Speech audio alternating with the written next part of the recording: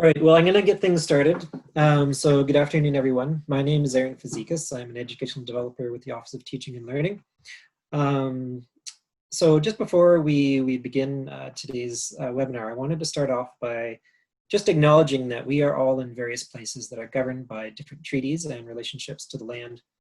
And as we consider those relationships, it's important to remember our collective responsibilities to each other as we consider how we can each enact inclusion and respect in our daily lives and actions. So again, welcome to the webinar this afternoon.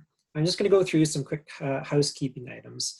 So first of all, the webinar is being recorded, and actually today we're going to make sure that we record the entire presentation as well as the question and answer section. We'll have a link posted in a couple days that will get you to that recording. So the structure loosely today is we're going to have our panelists talk for about 15 minutes. We're going to aim for about 15 minutes to leave lots of times for questions and answers, as they anticipated that you'll have many questions for them. You'll notice that your audio and video are turned off, and that will remain off for the duration of the webinar. In order to ask questions, you'll notice that there is a Q&A tab in the ribbon at the bottom of your screen. And you can use that to post your questions to the panelists as they're talking, or if you have something that you think of afterwards, you can use that to ask your questions. So with that, I'm going to turn it over to our panelists. Today I have the pleasure of introducing Kim Levere and Matt Demers from the Department of Math and Stats, and Julie Vale from the Department of Engineering. Great, so I guess I'll start. So welcome and thank you for coming. I'm Matt Demers, as I was introduced. Really happy to have you along. I just wanted to say, this is a presentation on Crowdmark, and this is a follow-up to a presentation that Julie and I gave a few weeks ago on some different teaching strategies for our winter courses, and there was great interest involved about this software that we spoke of. And so this is the results of that. It's not meant to be a sales pitch. I don't want to make it seem like we're advertising or being an infomercial or anything. We really just want to share some of our experiences and talk about, why it is a really good online grading tool in our experience, which is kind of why we love things like that. For myself, this was something that a software that OpenEd came to me with 5 years ago.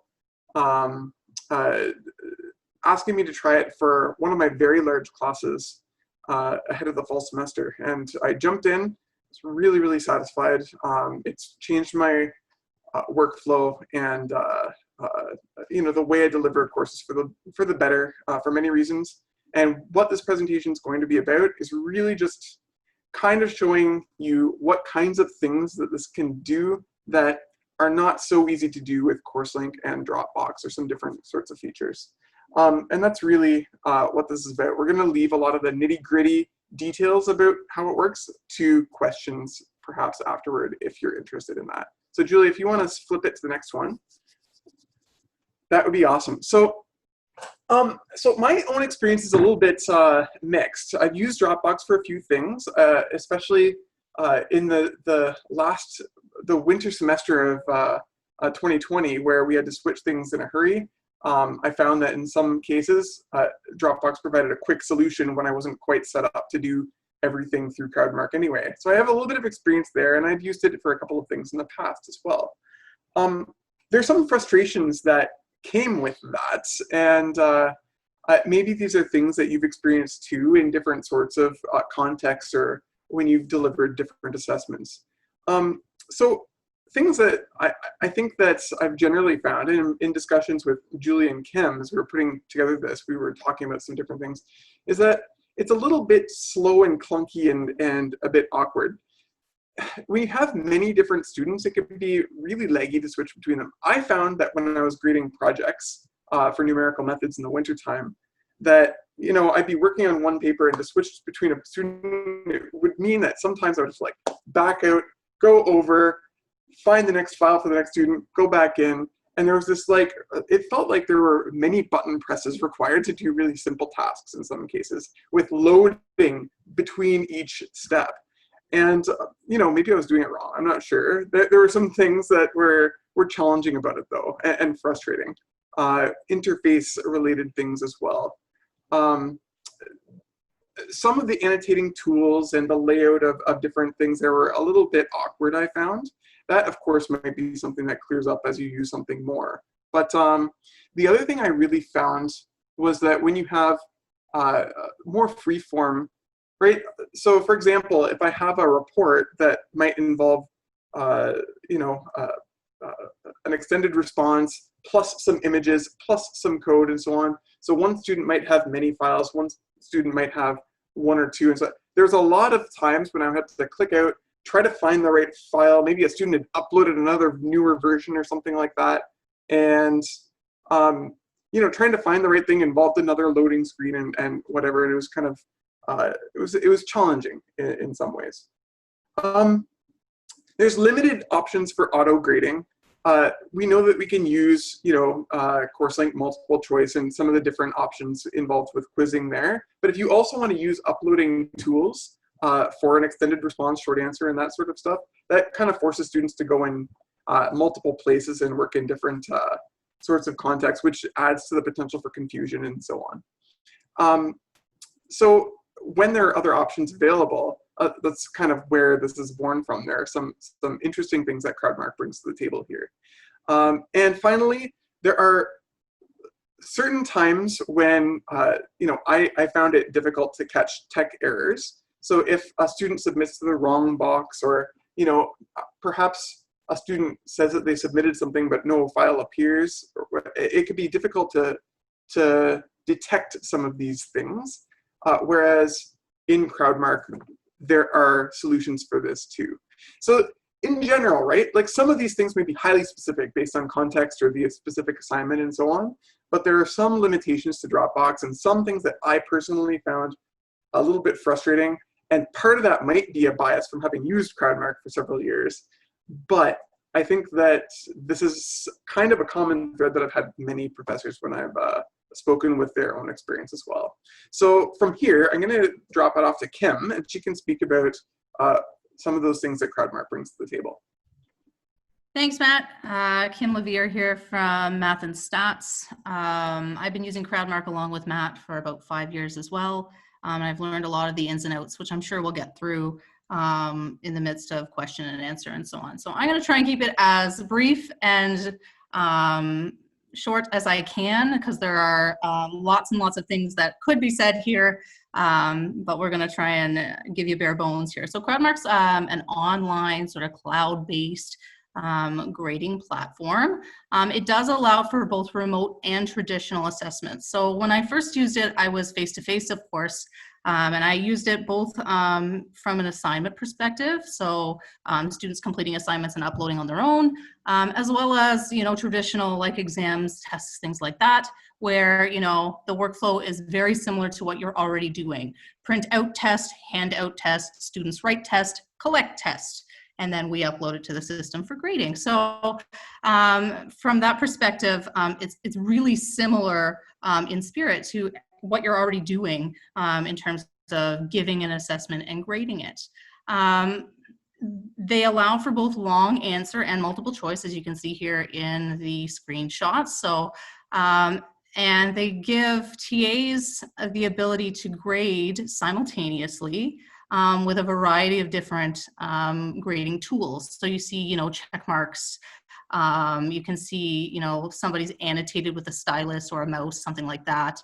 And you also have the ability to type comments with or without marks attached to them. So these sorts of things have the ability to save the TAs and you a lot of time and increase the consistency of grading. The multiple choice down here toward the bottom of the screen is just a capture of sort of the traditional bubble card that you might be used to if you've used Scantron or something like that.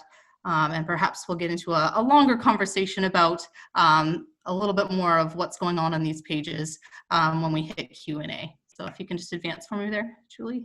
Thanks.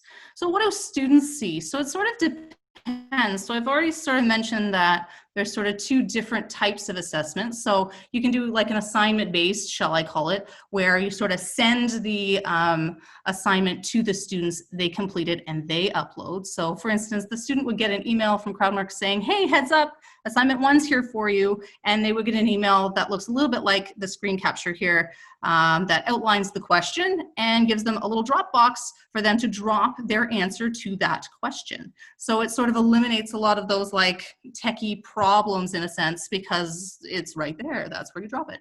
You can see that you can actually attach PDFs and things to your questions in case you've already typed them elsewhere, or you have fancy pictures or something like that that you also want to include. The other option, of course, is if you're sort of face-to-face, the students would just see the regular test paper, right? So the face-to-face version looks exactly the same as it always would. So for students, that version's identical. So I've actually, in the winter, used this remotely in the sort of assignment version of things, where students just received emails with assignments and exams, and then they had to upload their answers in the available boxes. So I'll just sort of leave that conversation there. I believe I'm passing off to Julie now for some key benefits. Sorry, I was trying to unmute and I ended up going forward on my screen instead. Okay, so when we're saying key benefits, these are things that, in our opinion anyway, are much nicer in Crowdmark than they are in a system like Dropbox, which you may already be familiar with. So the first one is down on the bottom left there, we can see that you can have a live per question assessment of the data. So as your TAs are grading, or as you are grading, these statistics will be updated, and you can select by question. If you've gone so far as to break your assessment down by part, so 1A, B, C, D, you can get that resolution as well. And then you can also see the total overall exam results. And in this way, you can get a pretty quick idea of, hey, that question, I expected it to be hard, and yep, there's a lot of people who aren't doing so well. Or, oh, that question was supposed to be easy. How come it's a bimodal, like it's a scoop instead of something that looks more weighted towards one side? And it can help you preemptively identify problems with the grading process that you have, or maybe the grading scheme wasn't what you meant it to be, or something like this. And then over on the right, what you'll see is this is one of the many dashboards that are available to you in Crowdmark, and it allows you to see, this is a complete exam, but if it was in process, you would see maybe 30 out of 500 exams have been graded. And the funny looking little symbols under grading complete, each one of those is a unique symbol associated with your TA or you. So you can see in this particular example that there are 5 people involved with the grading. And the system will keep track of who's grading what. It allows, if you want 2 people to grade the same question, or if you don't want only one person to grade a question. And so it really is very, very good at helping to manage larger grading teams, specifically for larger courses. Okay, it also allows you to provide rich and more specifically consistent feedback. So again, this is comparing remote assessment via Dropbox and remote assessment via Crowdmark. So if you've ever tried to grade an exam or a large project in Dropbox, either you've got to use a rubric, which restricts you in terms of what kind of feedback you can provide, or you need to go through the pain of annotating the PDF and re-uploading it and all of that other kind of frustration. Or you just end up saying, oh, I'm just going to put my comments in the comment box. So what Crowdmark allows you to do is have a comment library. And so there's an example here of what that might look like. And you can add and update and edit the comment library as you grade. And by attaching marks to the comments, which is optional, you can ensure that there's consistency, so that if there's a certain kind of mistake and you want that mistake to always have a -1, then it will. Similarly, if there's a certain thing you're looking for and you want to make sure that always gets a +2, it will. And the really, really nice thing about this is if you change your mind halfway through, you edit the comment library and it backwards changes every single comment that has already been applied to a graded exam. So you don't need to manually go through and update all of that stuff, which is so nice in terms of efficiency. The other thing, whether we're talking about online assessments like we've been pushed into for the winter and many of us will be doing in the fall, or whether you're talking about a more traditional exam setting where you're still using Crowdmark to manage the grading, is that it's a one button click to distribute the exam with all of the feedback to the student through secure email.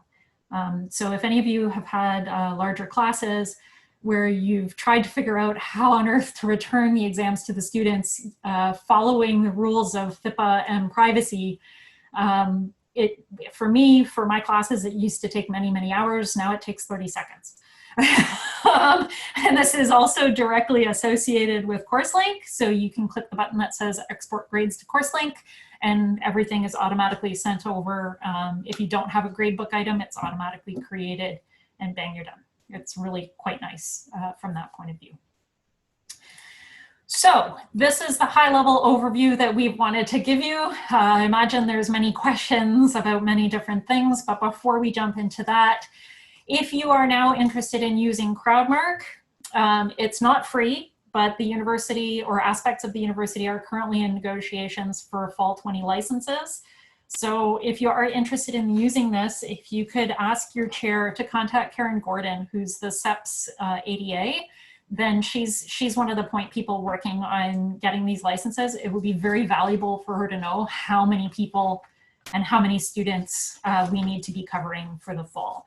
So the individual instructor historically does not need to cover the cost, but we have had licenses where you've had to identify, hey, I want to be using this thing. And if you miss that window of saying, hi, I want to use it, then you're out of luck. So we are in that process right now. So if you are interested, I would, on behalf of Karen, please don't send her individual emails. Please, please get together with the people in your department who might be interested and send one email from your chair. That would be fantastic. I don't want to unintentionally inundate her with all kinds of questions about Crowdmark. And so on that note, we promised to keep it short and sweet so we could leave lots of time for questions. And so are there any questions?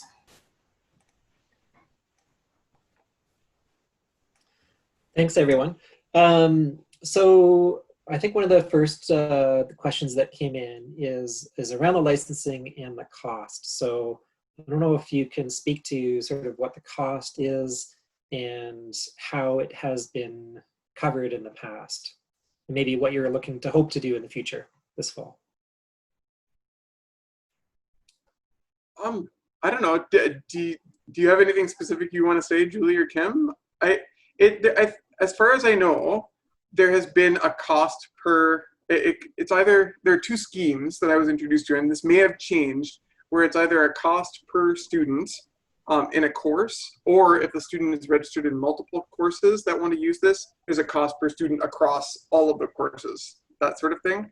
And it comes out to like, at last check, like $3 per student in a single course, or like $7 for like multiple courses. So like somewhere in that sort of, it sounds like it might be a lot, but if you actually do the math for a class of say 400 students, that would be $1,200, which would be like a quarter of a TA or less than that, which is a lot of value. It's a lot of value, especially when you consider things like the privacy of return that Julie mentioned, or the consistency of grading, which saves a lot of time. There are so many benefits that sum of money, even though it sounds like it might be steep at first, really in context, if you compare it across, the cost of a single TA is not that much. I would argue. Yeah, also, just to add to that, historically, as far as I know, the chairs of the departments have never paid the cost. It was a partnership between, I think, the Office of Teaching and Learning or Open Ed, I'm not quite sure which silo, and CEPS, the College of Engineering and Physical Sciences. So there was a base number of per seat licenses that were covered, and then anything that CEPS wanted over and above that came out of, I believe, Karen's ADA funding. She would have to make an argument for that. So that's part of why we're asking that you speak to them earlier, because as Matt pointed out, there are two different funding structures. And the more students, the more people you have that want to be using this, the more effective it is for us to buy a student-based license instead of a course seat. So when you're talking about low numbers, you want to be buying a number of seats in courses. And that was what we had done historically. And then all of a sudden there was this huge uptick in the number of people who wanted to use it. And it was like, oh no, because what we really wanted was the other one. So if we are going to see that again, where there's going to be this massive uptick in the number of people who want to use it, it's better for us to know that early so that the university can negotiate a better deal. Thanks. So there's a couple of questions from different people, wondering if there is a trial version or some mechanism for people to sort of play with it and see how it works before actually buying in. I don't know. Kim, do you know? I mean, worst case scenario, we can sort of do a 5-minute, like I've got it up and running, ready to go if people want to sort of see what it looks like. I know that's not the best, but I don't know if there's a trial version.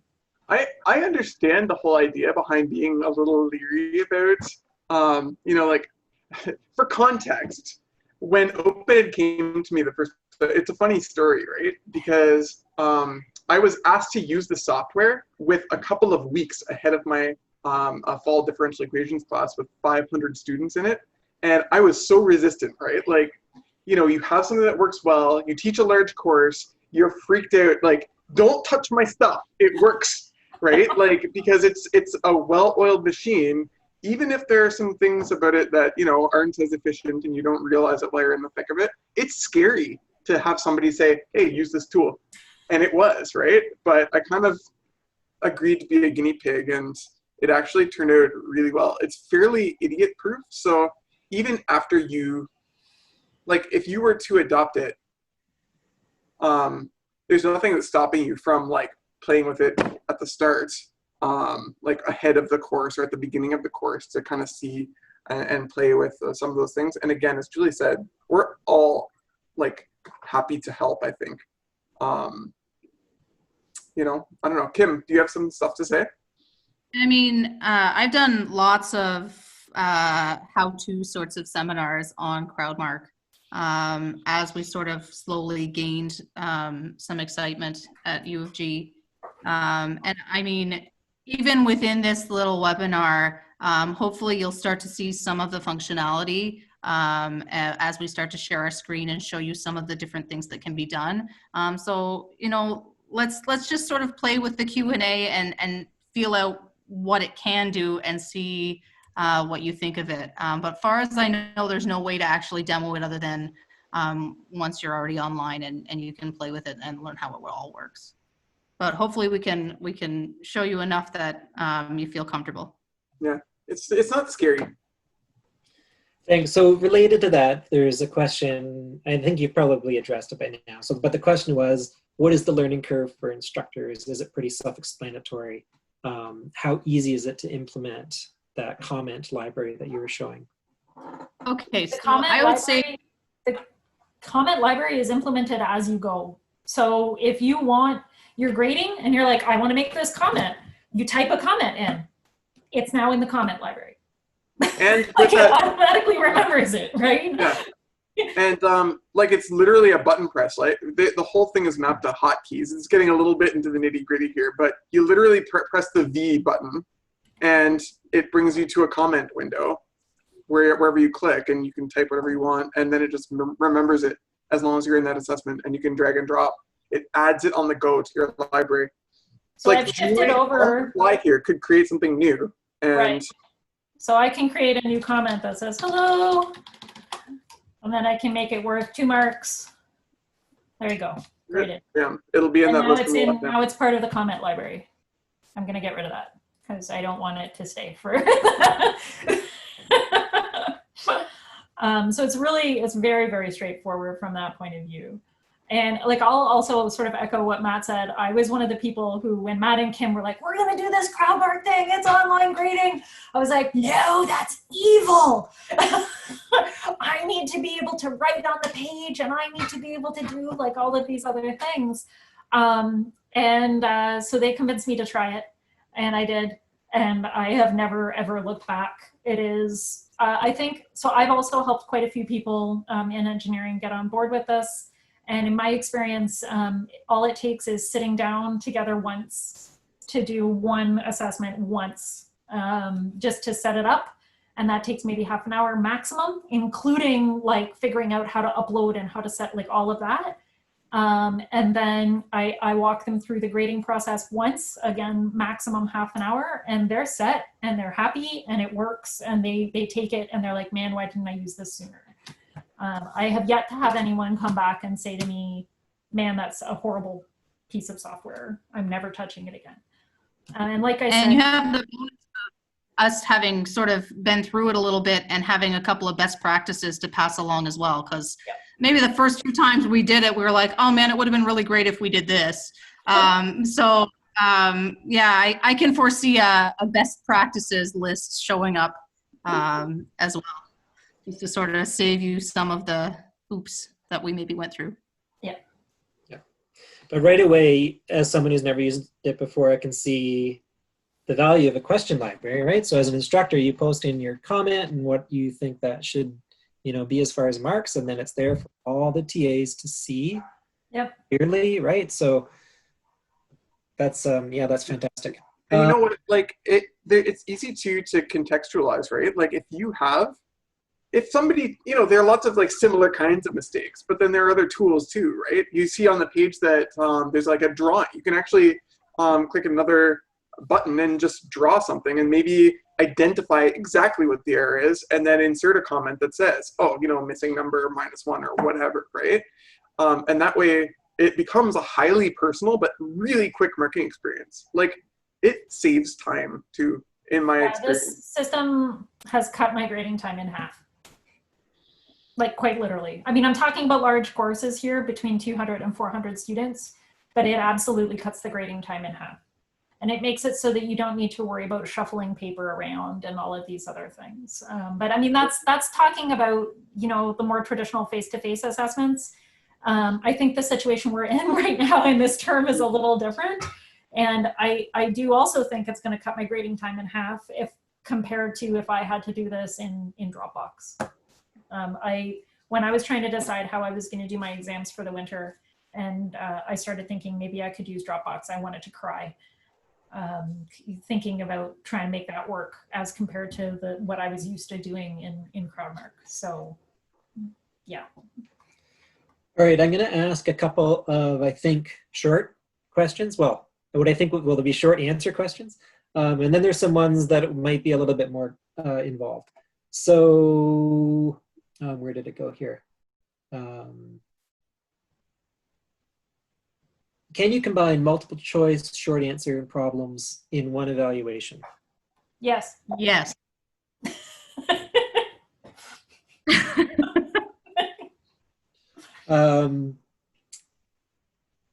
How do you implement questions, i.e. multiple choice? Is that easy to do? I think that's probably the same question, but. Sort of. So usually what I would do is I would just create my regular exam with all of my questions. And then all you have to do is tell Crowdmark, hey, there's multiple choice involved in this. It attaches a bubble sheet to the end of the assessment. So if there were short answer questions, those would come first. Multiple choice bubble sheet comes dead last. Looks kind of like the thing at the bottom. Thanks, Julie. And then you just specify an answer key within Crowdmark that can be changed even up to the time that you start grading. So yeah, totally fine. And it also represents a change, if I may, a change from Courselink, where I know that many of my colleagues have had trouble with like recognizing that there's an error in a Courselink multiple choice exam or whatever, and having to like back out and create something new, or dealing with, you know, so really things that are more complicated than they need to be, I would say. Whereas here, yeah, changing the marking scheme on the fly is just a trivial, it's just part of the way it's created, you know? Thanks. Okay, so in your example, you show some handwritten work from a student. How does the student upload that? Do they take a photo or scan that? So that's what this looks like. So this is a direct screen grab of what the student will see when they are doing one of these remote assessments and they log into Crowdmark. So in this example, you can see that it says question1.pdf. So the student has the choice of downloading that PDF, printing it, writing on top of it, and then scanning or taking a photo and then uploading that scan or photo. Or they can actually, if they have a tablet that allows for it, they can download the PDF onto their tablet, annotate on the tablet, and then just upload that annotated PDF directly. And I'd have to sort through my exam to see, but I had examples of both of those things on my winter exam. A third, actually. So for my course in the winter time, I also just allowed students to free-form answer questions. They could download the exam, like a template, but then just upload scrap paper with their work on it. Yes, right? yes. In terms of an image. So it's super flexible. It's whatever you are acceptable or you find acceptable for your course is fine. It'll eat up whatever you want to throw it. Yeah, and so it's actually quite accessible. Yeah, PDF, JPEG, and possibly others, but I'm pretty sure those two for sure. Yeah, so it improves the accessibility. So if you have a student who doesn't have a printer, no big deal, right? They can just have they can be looking at the screen with the PDF and they can write it down on a piece of paper, no problem. So I think, I'm going to skip ahead to another question because I think you just answered it. So the question was, you can upload an exam as a whole PDF file instead of having to basically type each question itself and assign a mark to it the way you might in another system. Yeah. Correct.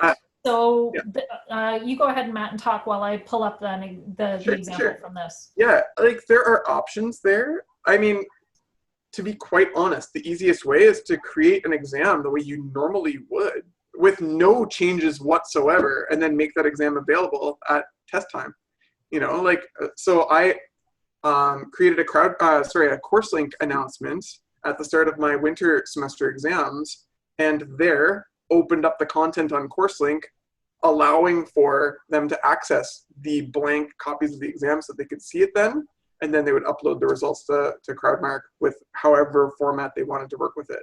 But you can link to things there, like Julie has. You talk now. Yeah, so you have a lot of different options, right? So this is what the students would have seen for my winter exam. And so you can see the instructions PDF is here. That's your traditional front page of your exam.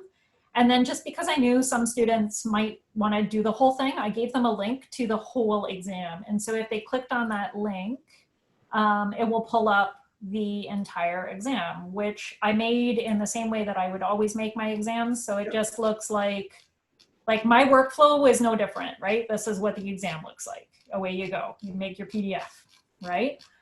And so then what I also did to make it a little bit easier for them to try to reduce the number of potential errors was I then also split it up and specifically, okay, this is question 1. This is the stuff that I want you to be putting into this block. And so they would click on this and it would be only the page that has question 1 from this original big file, right? And so I was layering it. And then the other thing that I did just to make absolutely sure that if they had an internet problem was I also posted this full exam page onto Courselink, so that they could download it from Courselink and not need to go into Crowdmark for that initial step if they wanted to.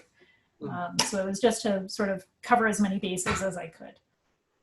Tons of options. And a quick side note, if they screw up and they put stuff in the wrong box, it's a couple of quick clicks to sort of drag and drop to the right place, and you can quickly reorganize, reorder, do whatever you need to do to sort of fix.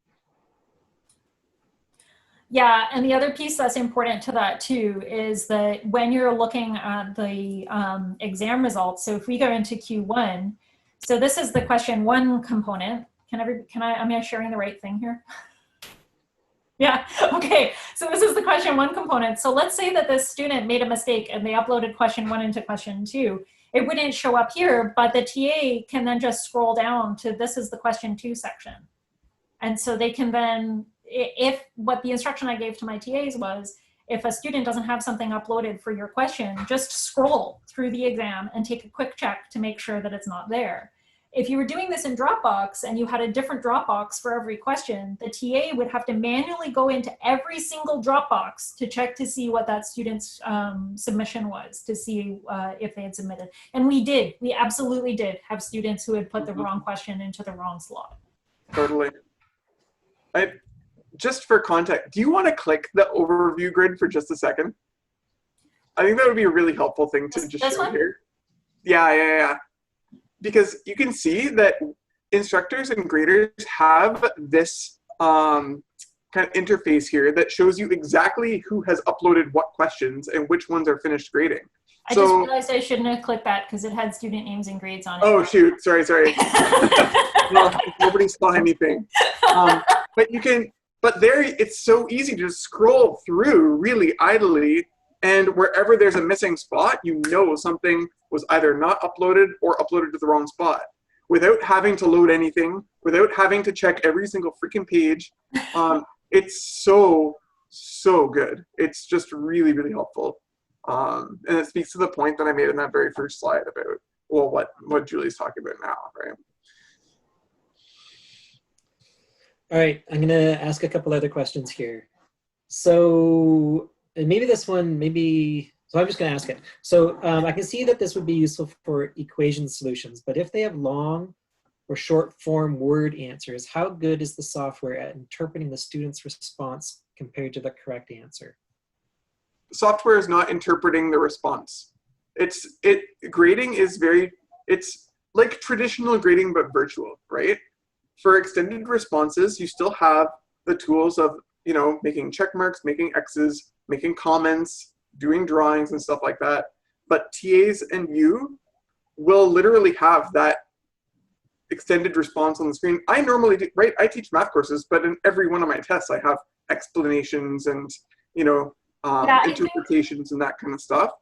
I think for context, I suspect that what the question is about is auto grading of short answer questions. And at this time, as far as I know, Crowdmark doesn't do that. So it will auto grade your multiple choice, but I don't think it has the capability to auto grade short answer. So if you want that, you would need to go to the Crowdmark or the Courselink quiz tool.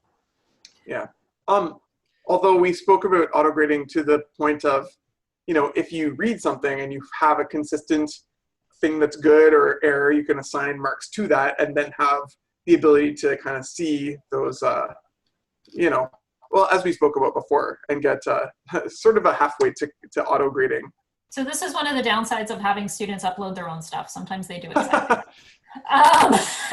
But let me see if I can find so in this exam. Isn't there a rotate tool on the side? Sorry? Isn't there a rotate tool on the side that you can use? Maybe. Go to the little window tool on the bottom left. Okay, we're still learning. This is a learning experience for everybody. Anyway, that's not the point I wanted to make. So the point I wanted to make is you can see here that I've asked for a short answer response from the student, and there's enough sort of rubric-based information here that the TA can just go plunk, plunk, plunk, and it's pretty quick. It's not as fast as auto grading. This is true, but it is better than doing it straight up by hand. Yeah. So there's a question here about integrity. So can long answer questions like that be linked to Turnitin software to sort of check the originality of responses? Well, if you're talking about handwritten responses, Turnitin can't handle that anyway. So what you could do if you wanted to go use Turnitin is you would have to have them upload whatever Word file that you're wanting them to work with, both to the Turnitin software and then look at the Turnitin rating there, and then you could have them uploaded here as well and graded here as well. Which I'm looking at doing for one of the fall courses that I'm teaching because it's essay-based questions, and I still want to use Crowdmark. That's what I was gonna ask. So it seems like it's geared sort of, or maybe right now works best with sort of short answer questions. I think it works best with any kind of question that requires mathematics, drawings, or any combination of those sorts of things. And they can be quite long answer questions. So, I mean, this is a first year exam. So if I scroll through this, you won't really see that. But I have used it for exams that have 20-mark questions, 20-mark open-ended. Here's this big problem. Give me your answer. Here's 2 blank pages to write on. And it allows for the students to have, I mean, you can see here, there's combinations of words, mathematics, figures, and that's its biggest strength. If you're grading essays, I'm not sure. Like I said, for fall, I'm looking into that myself, and I am leaning towards doing some sort of a mix between Turnitin and Crowdmark. But I still think that there's an advantage. I mean, we're risking having a little bit of a debate among the panelists here, but I would say that there's a real advantage to having marks associated with comments and an essay style response, because you might be able to get away from some of the subjectivity and say, you know what, this person made this good point, and that is worth 3 marks, period, right? Like, regardless of how it's framed or whatever else. And you might be able to more consistently grade extended responses that way. It really depends on what you want, though, you know. My personal feeling is to not diminish the potential for this, even for courses away from math and sciences. Yeah, so that's a big part of the reason why I'm looking hard at it for the fall. So for context, the fall course is engineering ethics. So I'm going to be having them write essays about ethics. And I need to grade these, and because it's going to be remote, I want to put it through Turnitin. But so that's why I'm looking at a pairing, Turnitin for the integrity piece, and then Crowdmark for the grading component, because of exactly what Matt said. I want my comment library. So there's a question here, and I'm not sure if I think maybe you've addressed it. I think it's a misunderstanding of the platform, but the question is, how flexible is the question editor in terms of equations and graphics? There is, yeah, you make your own file. So you create your own PDF file using whatever tool you want. So LaTeX is my best friend. I do all of my stuff in LaTeX, and that was one of my big frustrations with some of the other tools that I was introduced to. You had to upload like a Word file. And I'm like, I don't want to upload a Word file. I want to upload a PDF. I want to do it my way. And so Crowdmark lets you create your exam any way you want, whatever makes you happy, as long as you can pop it into a PDF at the end of the day. Have students brought any challenges or concerns about the use of Crowdmark? Kim, do you want to handle this one? Because you haven't, we've been talking a lot over you. I'm good, whatever. You guys are killing it, it's great.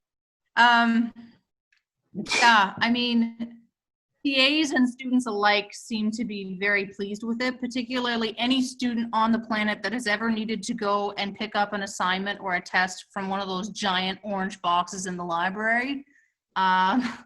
It significantly reduces that pain. It's also wonderful from the perspective of regrades, because students then don't need to figure out a time when they can come and meet you and bring you their test.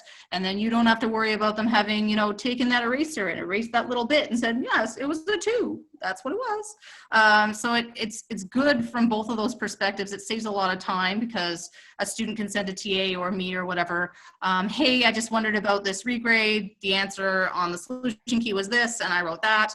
I just wondered if that was worth a part mark. You can quick pull it up on your machine without really having to do a formalized meeting or set aside time, and just give them the verdict by email or the next time you see them. So they like that quite a bit. And I don't know, I think the functionality of it, even when they were in the winter, for instance, when they were doing things remotely and uploading their own stuff, just with a very simple YouTube video to help the students understand the process, there were very few issues at all with the understanding of the system. They picked it up really super quick.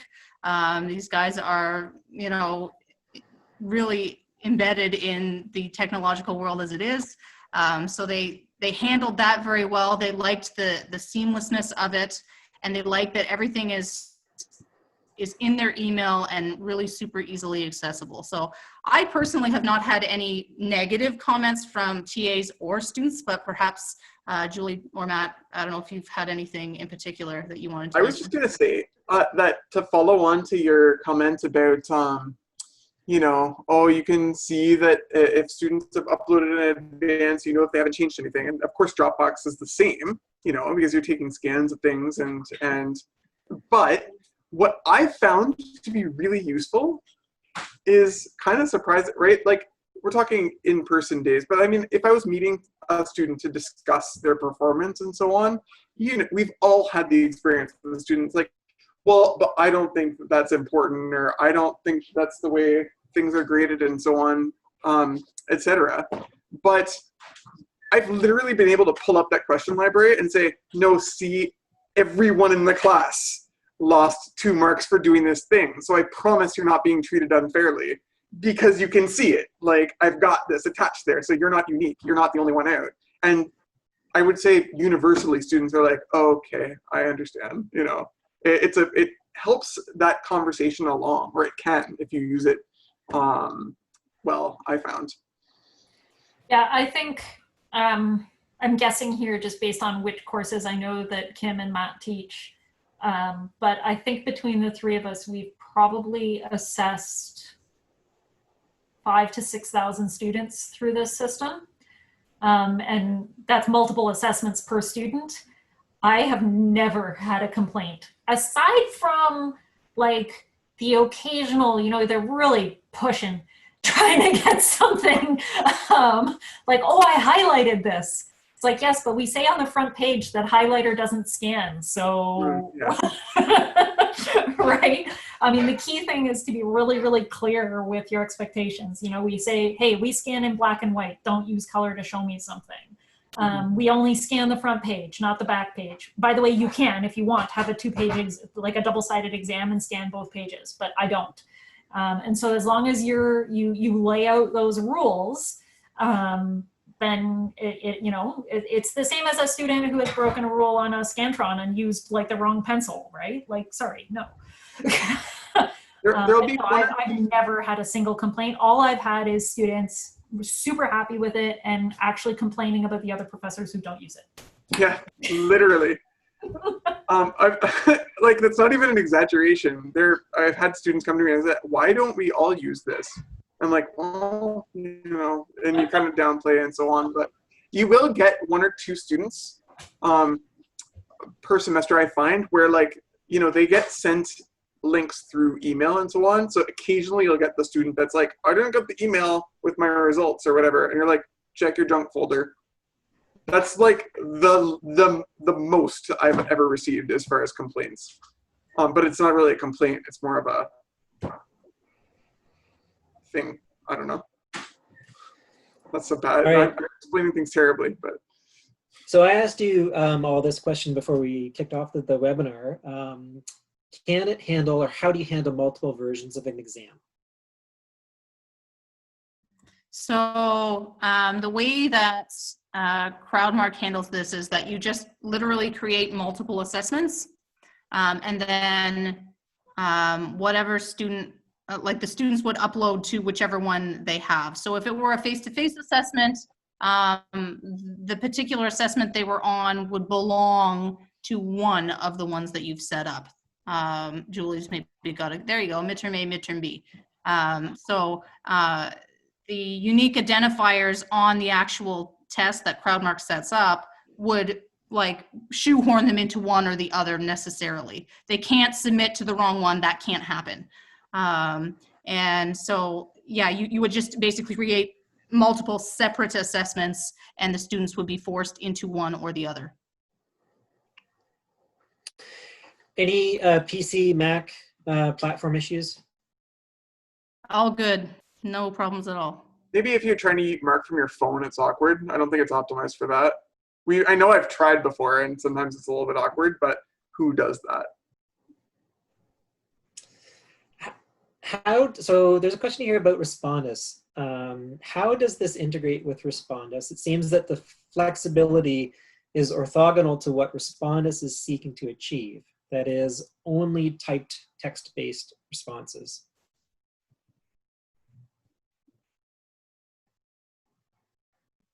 This does not interact with Respondus at all, far as I know. Yeah, I don't know that I'm the right person to be asking that question to, because I won't use Respondus. But I think that's a different webinar. If people are interested in how to promote academic integrity without using Respondus, well, Matt and I already talked about that a little bit in our previous talk that actually kind of led to this one. So you might want to go watch that. We only look forward, but we welcome you to look backward. I do know that you can.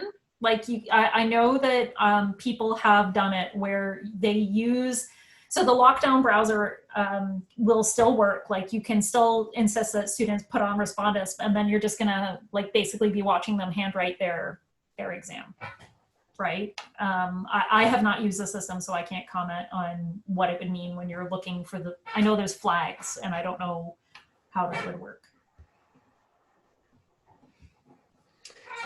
How good is the software at protecting copyrighted materials so that the students aren't uploading your solution sets to Course Hero or other websites? It's just as good as any piece of software, which means it isn't. Like, I mean, you've given them a PDF. They can do whatever the heck they want with the PDF.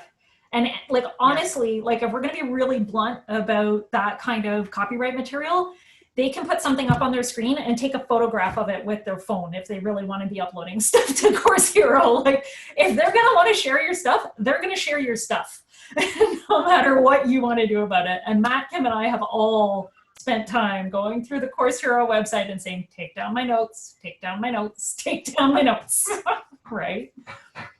So that's a bit of rant territory. Sorry, I'll let Matt and Kim sneak in. Frustrating but true, absolutely.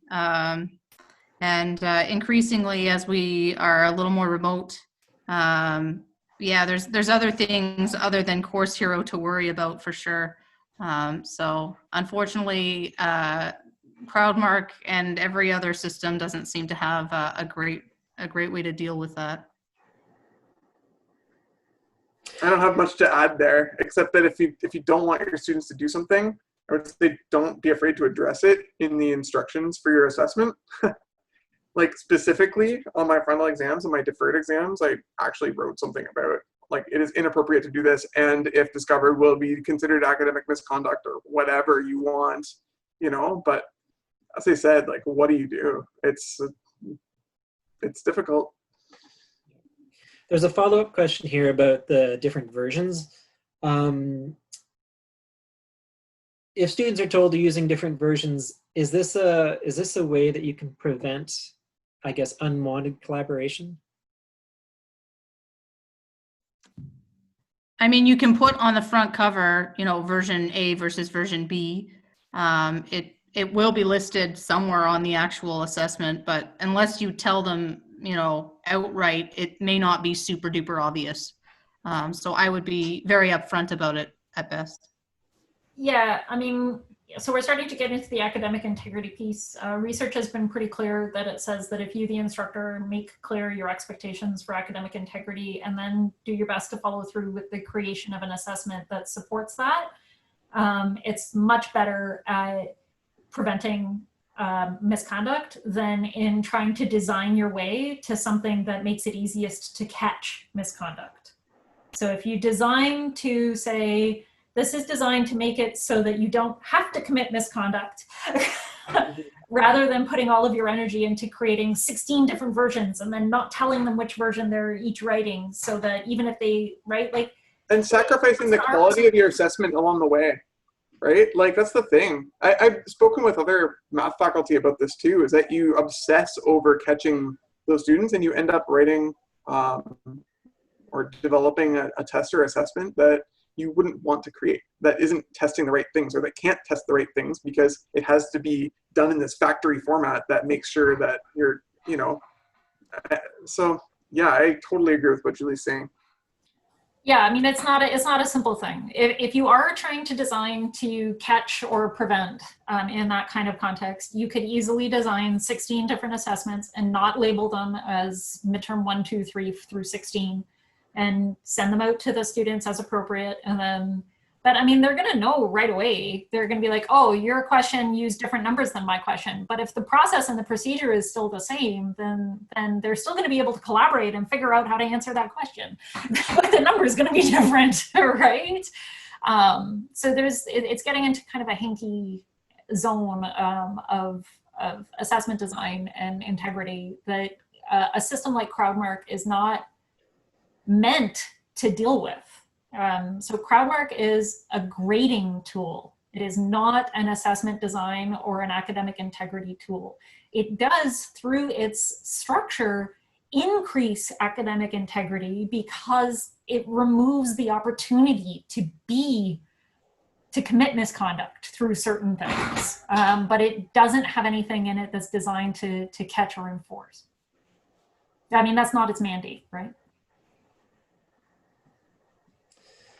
So I skipped over one question here, and I'm not sure, so if the person who posed it, if I get it wrong, feel free to correct me here, but the question is, can you have a formula sheet visible simultaneously? Sure. Whatever you want to give them, right? Like, you could link them to whatever files you want. You could say, right, like that's the thing about the flexibility. I had a formula sheet for my final exam. We provided it in Courselink. I opened it and made it available right before the exam, and then, or made it available in advance so they knew it was on it. There's no, it's whatever you want it to be, right? Yeah, and I think that gets back to the earlier question about Respondus. So if you are using Respondus, then you're restricted to whatever Respondus allows you to do or not do. If you're not using Respondus, then you can do whatever the heck you want. Again, remembering that this is not an exam delivery tool, it's an exam grading tool, right? To help process and help in the actual assessment part. Like, yeah, and because of the flexibility that it affords, it significantly increases the accessibility of your exam. So you will have far fewer students saying, I can't write because I don't have the technology. And so this is the example that I gave in the webinar that Matt and I gave earlier, is for my winter course, I did a quick survey and about 30% of the students didn't have a webcam, which meant they would not have been able to use Respondus, or they would have had to go to an extra expense to try to buy a webcam at a time when everybody else was trying to buy webcams and many people were unemployed in order to be able to write an exam with Respondus. And the attitude that the institution was taking at that time is that if a student has a technologically related issue as to why they can't write, they get an automatic deferred. So that's part of why I said I'm not using Respondus. And so for my exam, I only ended up having one deferred exam out of 250 students, which is one of the lowest numbers I've ever had. Exactly the same here. So if I might, I've noticed that the Q&A has sort of taken some different directions. And I know there was an earlier question about just like, how does this work and can we demo it and whatever.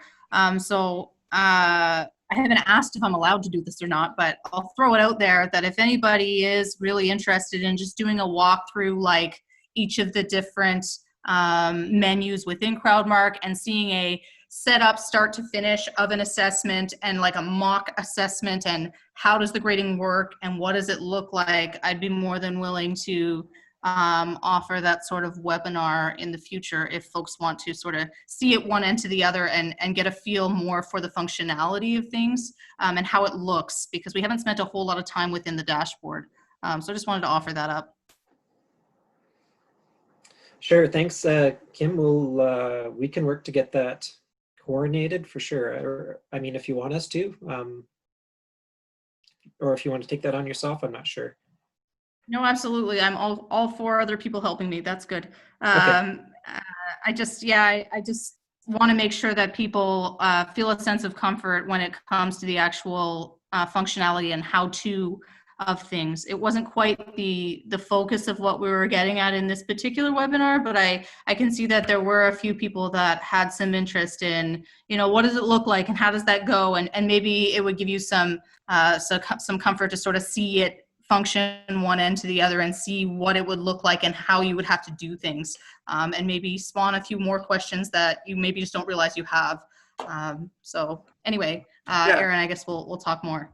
Well, Just wanted to put it out there in case. Yeah, I was gonna say, I completely identify with that, right? Like the whole idea of this, right? Like I want to say software being foisted on me 5 years ago with, you know, a representative coming and saying, you know, here's the software, we really want you to try it out. I'm like, you know, my first response is say, okay, well, screw you, because you have a certain way of doing things, you know? And so, like, you know, I didn't have the advantage of having anybody to train me. I was learning it from the start. And I had assessments that involved, like, hundreds of students. And, you know, like, I was able to figure it out. And I'd say that now it's easier to use, and you have the resources that are in us, in conversations like this, in webinars, in other faculties that are using it that would be happy to help.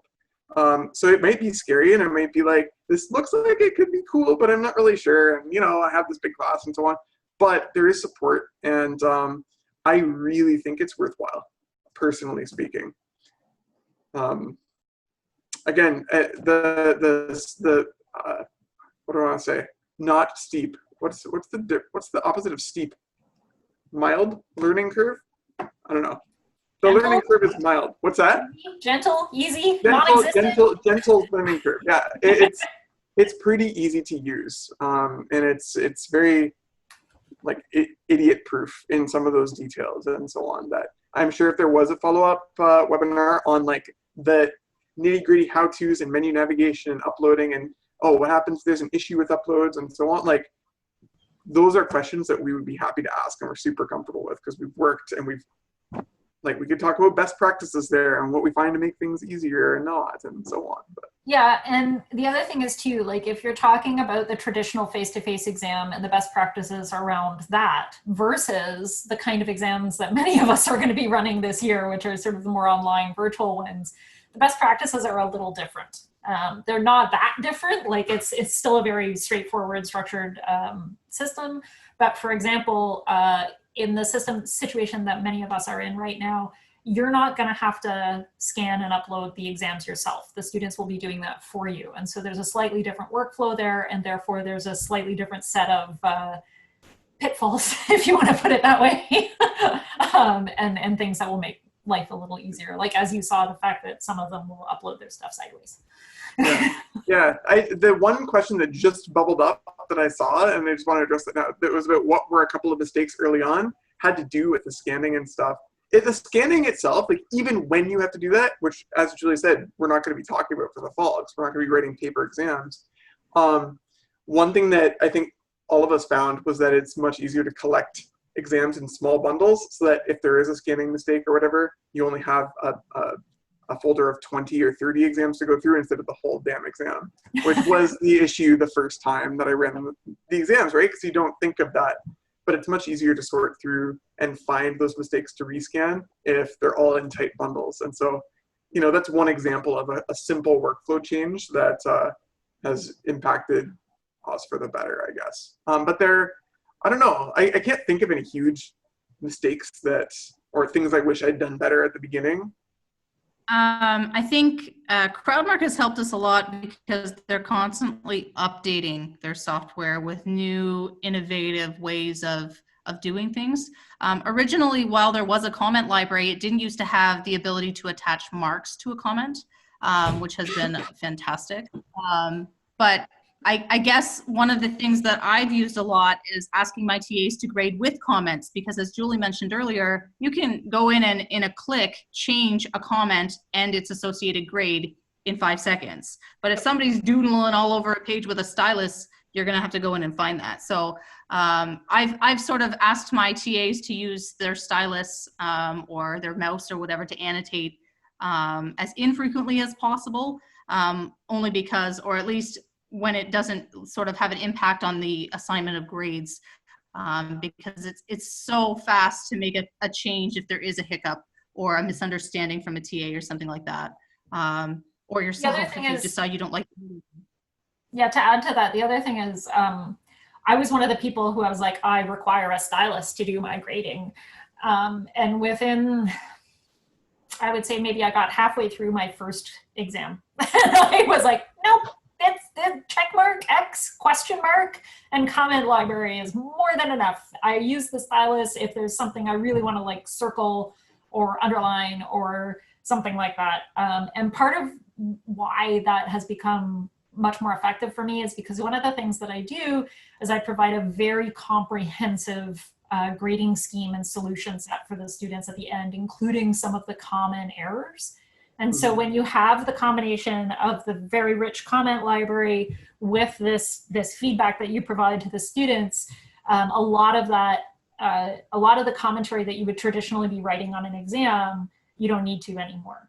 And if you do have some really rich thing that you want to say, because like a quarter of the students have made this particular mistake, you can write a comment this long and stick it on a quarter of the exams. And you don't have to like be writing it out by hand on every single exam that you're grading, or in Dropbox. You don't have to be like rewriting that comment over and over. All right.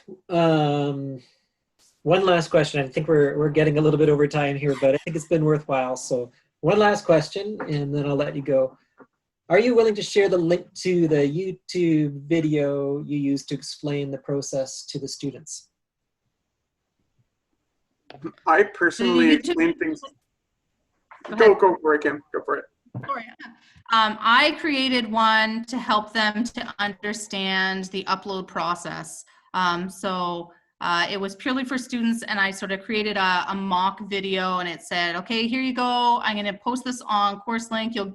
So you have like a copy of what you're going to get an email. They all got the email at the same time, and they went through the steps within the video. But absolutely, I would be more than willing to share that that link with Aaron, and then maybe he can make it available. Yeah, I was going to say, again, there's all sorts of different things you can do though, right? Like I had posted detailed instructions in a Courselink announcement, and then made it well known ahead of the exam that I was going to do a practice exam, which I would make anyway.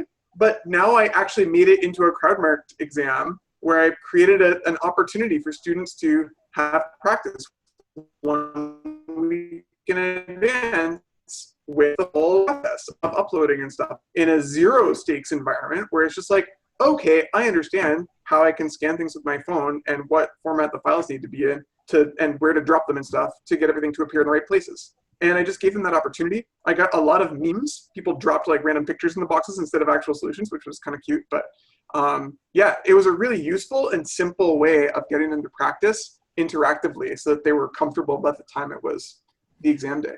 Yeah, I did something very similar to that. And I actually created 3 little dummy questions to allow them to explore if they had to do an equation or if they had to do a figure. I was like, draw a happy face. Right? And then I was like, now make your happy face say hi, so that they could explore with like figures, writing, and equations to show them that this could all be done. Not every student took the opportunity to do it, but I know that for some of the students suffering with anxiety in my classes, it was really beneficial for them to have that opportunity to interact directly with the software before they were doing it in a high stakes environment. And as the result of that, I had like maybe 2 questions in a class of 600 and something about like, how do I do this? It was like ridiculously smooth, really, really good. So yeah, I'll just remind me if I forget, Aaron, but I'll send you that link. I'll have to change its permissions first so that everybody can see it. Thanks. We'll get that sent out when we send out the link to this webinar to everyone. So I think with that, we'll, and there are no more questions actually, so I think it's a good time to finish. So thanks, Kim, Julie, Matt, I think that was great. And thanks also to all the attendees for staying with us to the end.